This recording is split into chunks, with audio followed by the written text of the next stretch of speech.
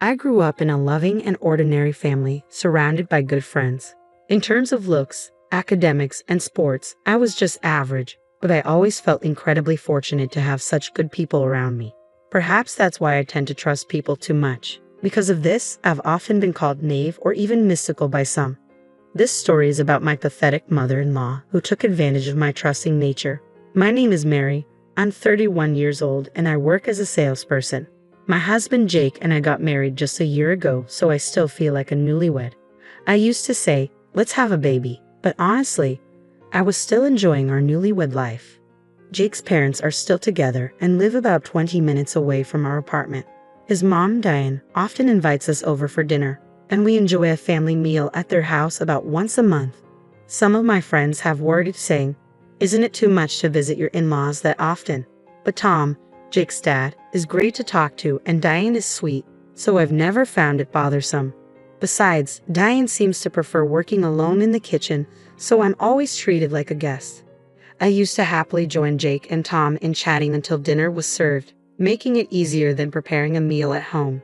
However, there was one thing that concerned me. One evening, we were at the in-laws' house for another family dinner. When I tasted the chicken soup Diane made, I couldn't help but grimace internally. What's wrong, Mary? Jake asked, noticing my hesitation. Oh, nothing, I replied, forcing a smile. I've just never had celery and chicken soup at my parents' place before. It's interesting and delicious, Diane. Thank you. There's plenty more if you'd like, Diane responded, looking pleased. I struggled to keep smiling. Another bowl of that soup would surely send my blood pressure through the roof. It was incredibly salty. I glanced at Jake and Tom, but they seemed to be enjoying it just fine. I realized that this intense flavor was normal home cooking for them. That night, like many before, I forced myself to finish the soup, despite the overwhelming sodium content. Apparently, my in-laws have a preference for extremely strong flavors. Diane's cooking could be as salty as seawater or as sweet as condensed milk. The first time I tasted it, I nearly spit it out, but the rest of the family ate it like any other meal. I was astonished by their taste preferences. I felt bad leaving food uneaten, so I usually ate everything, but it often upset my stomach. The health impact of eating such intensely flavored food regularly became a major concern for me. I consulted with a nutritionist friend and even started collecting recipes and pamphlets, but there was no way a new daughter-in-law could say, your cooking is too rich in flavor. Please modify your recipes. At home, I cooked with normal seasonings, exactly as the recipes instructed, and thought the food tasted good. I often asked Jake, is it good? And he always replied sweetly, whatever you cook is delicious. But considering the rich food he grew up with, I couldn't fully believe he was being honest. Regardless, I prioritized our health and continued to cook with moderate seasonings. There was one more thing that worried me. Diane sometimes served less than fresh food. The rolls of bread on my plate were often dry and hard, and occasionally, the fruit served for dessert was partially rotten. I discreetly removed the bad parts, but it was another source of concern. I couldn't bring myself to eat, but I was increasingly worried that my in-laws might end up with food poisoning sooner or later.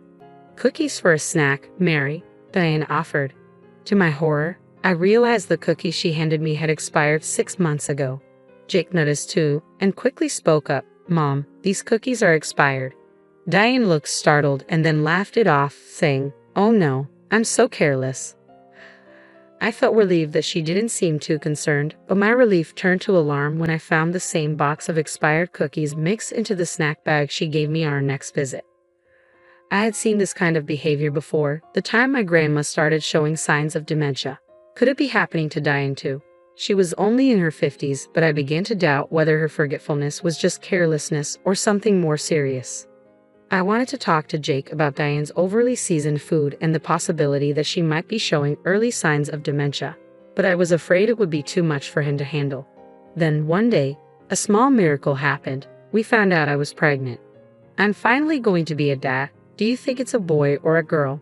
Jake asked excitedly, stroking my belly every day. When should we tell our parents? Should we wait until the end of the first trimester? He continued. Well, the doctor just confirmed the heartbeat, but I want them to know in case something happens. We'll tell them after the 12-week checkup. I replied, I guess we just have to wait and see. I can't wait to tell everyone.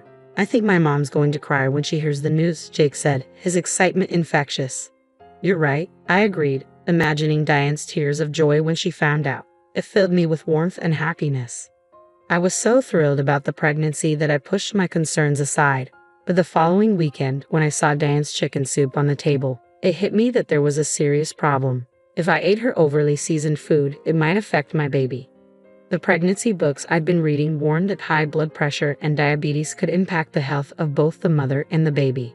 And what about stale bread and expired foods? They might not have harmed me before, but they could pose a risk to my unborn child. The thought made me anxious, and I couldn't bring myself to start eating. "Oh no, Mary, you haven't eaten at all," Diane remarked, noticing my untouched plate. "I hope it wasn't too bad for your taste," Diane said, glancing at my plate and frowning. "Oh, no, it's not that," I quickly responded, but before I could explain, Jake jumped in, thinking it was morning sickness. "She's just tired and doesn't have much of an appetite," he said, trying to save me. "I see. Are you working too hard, Mary? Don't push yourself too much," Tom said kindly, while Diane's expression remained grim. "Thank you," I replied, feeling guilty for leaving the food and lying to them. After everyone else finished their meal, Diane brought me a large brownie topped with ice cream and a cup of tea. "Have some sweets at least. I'm sure it'll help you relax," she said, smiling. "Thank you so much. What a thoughtful gesture," I said, deciding to at least take a bite. But recently, sweets have been giving me heartburn. I noticed Jake had a smaller piece without ice cream. I whispered to Jake so Diane wouldn't hear from the kitchen. "Jake, can I switch with yours?" "Ha!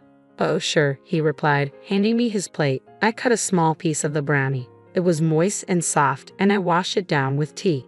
But as Jake cut into his piece, he frowned. "This brownie is a little hard," he remarked. Just as he was about to take a bite, Diane suddenly burst out of the kitchen, shouting, "No, no, no, no, no." My heart jumped at her outburst. Jake looked equally puzzled as Diane snatched the brownie from his hand. "Why are you eating Mary's brownie? I gave it to her," she exclaimed, clearly upset. "Does it really matter who eats it?" Jake asked, confused. "Yes, it does. This one is outdated," Diane revealed, leaving us all in stunned silence. Her unexpected revelation hung in the air, leaving us both shocked and confused. "I didn't notice the brownie was old because the ice cream was melting on top," I said, hoping to diffuse the tension. But my words only seemed to confirm Diane's intent. Jake turned to his mother, his voice calm but filled with a quiet fury that made the moment even more chilling. "So you tried to hide the staleness by adding ice cream, didn't you, Mom?" Diane's face went pale as she realized the severity of the situation. She scrambled to defend herself. "No, that's not it. It's old, but it's still good, so I wanted Mary to have it." Jake wasn't convinced. "Then why did you stop me so forcefully from eating it? You gave it to Mary knowing it wasn't safe." "No way," Diane stammered, her voice trembling. Suddenly, it all clicked and a shiver ran down my spine as I pieced everything together. "You've been feeding me stale food and giving me expired snacks on purpose, haven't you?" "What?" Tom, who had been silent until now, glared at Diane with an intensity that sent chills through the room. "What's going on, honey?" Diane, visibly shaken, tried to explain herself. "It wasn't on purpose. I just had some leftovers, and I didn't want to waste them, so I gave them to Mary." "That's what you call on purpose," Jake shot back, his voice cold. "I can't think of any good reason to make someone else eat food you don't want." "But she's not really our family," Diane muttered, her voice barely audible. "She's an outsider, so why not give her the old food?" Jake's eyes narrowed. "You became part of my family too, but you were never treated like that." "No, but..." Diane's voice faltered as she banged on the table in a panic, her composure unraveling. As I watched her, my heart sank. The Diane I thought I knew was nowhere to be found. I had loved Diane so much, but now I was deeply disappointed. I wondered if everything I believed about her kindness was just an illusion. The more I thought about her betrayal, the more disgusted I felt. She now seemed like a distressed demon, scrambling to make excuses. But there was something else gnawing at me. Was it really harmless? Could it be that the intense flavors in your food were intentional too? "What? What are you talking about?" Tom and Jake looked at her in disbelief. Diane's expression faltered, revealing a hint of guilt. Jake grabbed my bowl of chicken soup despite Diane's desperate attempt to stop him. "Don't, Jake." Ignoring her, he took a spoonful and immediately spat it out. "This tastes like seawater." Tom, now suspicious, tried a spoonful from the untouched side of the bowl and scolded, "Mary, have you always been eating this kind of food?" "Yes," I replied, feeling a wave of realization wash over me. "I thought this was just how things were here, especially since you and Jake seem to eat it without issue." "That's because ours was normal," Jake said quietly, the weight of the situation sinking in. "I see, so that's how it was." Seeing my realization, Jake's shoulders slumped as if the strength had been drained from him. "How could you not notice? Was it more than just bad flavor? She's even been giving you expired snacks," Tom added, his anger evident. I thought she might have dementia," I confess, my voice trembling. Diane's mouth twitched in response. For a daughter-in-law she despised to the point of malice to think she had dementia, a condition she found humiliating, was a deep insult to her. "How pathetic," Jake said, his voice gentle as he turned to me. "You're so sweet, putting up with all of this because you thought she was sick." He then turned to Diane, his tone growing cold. "But you, Mom, I can't believe you've been bullying such a good person who trusted you so much." Tom and Jake's disappointment hung heavily in the air, making the tension unbearable. Diane, once a figure I admired, now seemed like a stranger, her true nature finally revealed. I never imagined Diane could be this kind of person. That's why I consulted so many people, saying things like, "Diane's taste buds seem off, and I'm worried about her health. She's still in her 50s, but she's showing signs of dementia." Dementia. Diane's expression quickly changed, a flicker of panic crossing her face as she realized her actions hadn't gone unnoticed. "Yes, I talked to many people, my parents, friends, even some colleagues at work," I continued, pulling out a stack of pamphlets from my bag. "They were all so helpful, giving me tips and resources. Here, take a look." I handed the pamphlets over, piling them on the table. I have been carrying them around, intending to discuss this with Tom and Jake someday. I never expected they'd come in handy in this way. "Wow, you were really worried about her," Tom said, unfolding a pamphlet as if touched by my concern. But Diane was furious. "You're terrible. I'm not sick," she shouted. "No, it's you who are terrible," Jake snapped back. "Unlike you, she has a pure heart. She was sincerely concerned about you." "Shut up, shut up," Diane screamed, her voice shaking with rage. "I never liked her from the beginning." She pointed at me, her eyes burning with anger. "You, with your dumb face, took my beloved son away from me. He didn't even notice the harassment." "Are you serious? You're an idiot if you can't see what an amazing woman Jake married," Tom shot back. "You were fooled by your own jealousy." "What?" Diane was taken aback, her fury momentarily halted. In front of me, my in-laws were locked in a fierce argument. It was shocking and painful to see someone I once trusted turn against me so viciously. As I lay in bed that night, Jake whispered to me, "Why didn't you tell me before we got married? If I had known." Diane, overhearing, looked momentarily hopeful, as if hoping for some redemption, but Jake's disappointment was clear. The rift between us all had deepened, and there was no going back. I knew it. Jake was on my side. If I had known earlier, he said quietly, I would have cut ties. Ignoring Diane's despair, Jake held me tightly. "I'm sorry, Mary. I didn't realize how much you were going through." "I'm sorry too," I replied, for not recognizing her true intentions sooner.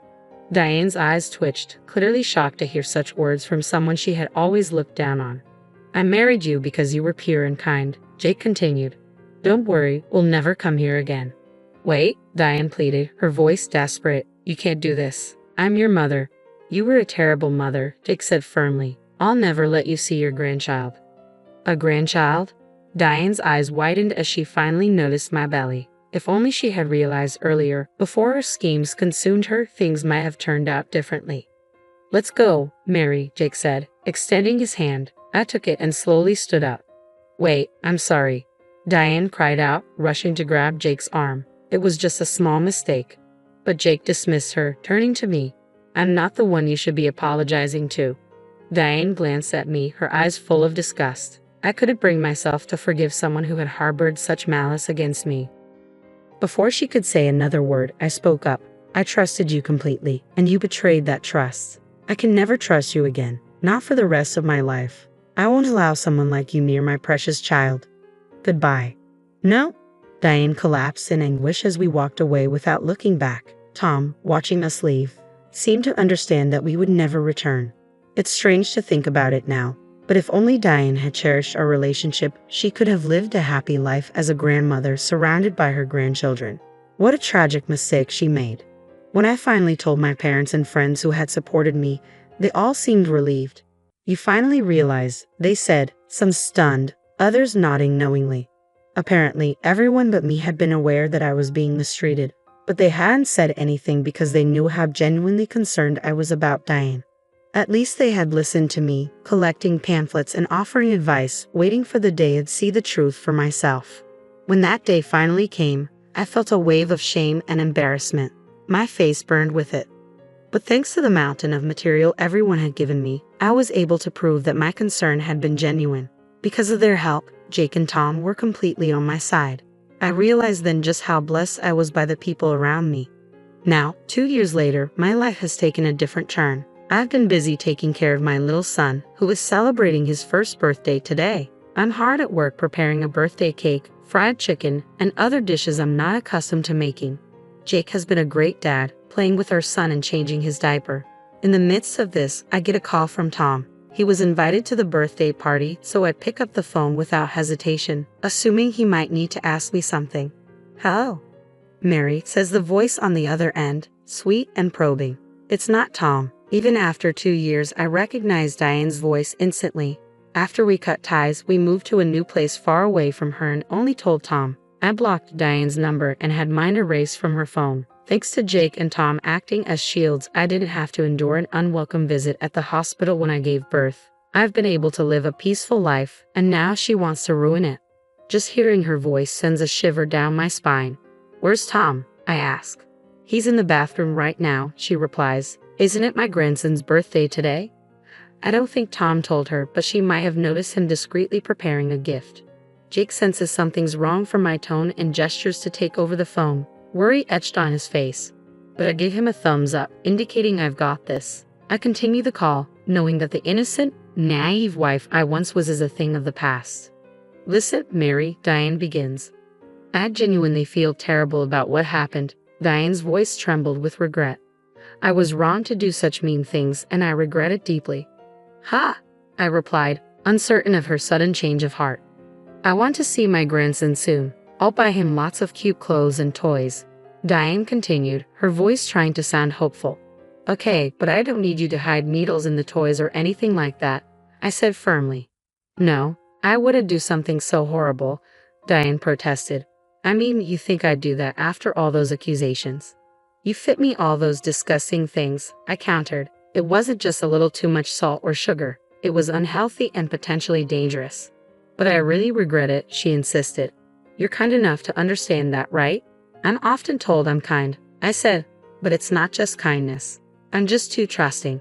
Once someone betrays that trust, it's gone forever." "So you'll never regain my trust," I told her firmly, "and I won't forgive you. I'll never let you see my precious son." "Wait, Mary." Diane's voice cut off as I ended the call. I could hear Tom and Diane yelling at each other on the other end. I hung up, feeling a mix of relief and sadness. "Sorry for that," I said quietly to Jake. "You're getting stronger, Mary," Jake said, his voice filled with pride as he placed a comforting hand on my shoulder. Of course, I and his mother. My son looked content lying in his crib, and when he saw me, he flapped his little hands happily. I picked him up, rubbing my cheek against his soft, tiny body, which still carried a faint scent of milk. His eyes reflected pure joy as he looked at me, filling me with a wave of protective, maternal love. I've outgrown the gentle, naive wife I once was. Now, I'm determined to be strong and vigilant to protect my family. "Oh, it smells so good," I said, noticing the birthday cake was almost ready. My son's happy coos made us both smile broadly. In the past, I was carefree and blissfully unaware of others' malice. But that was because of the people who shielded me. Now, it's my turn to protect my family. I'm resolved to be strong so that these happy days can continue for a long time.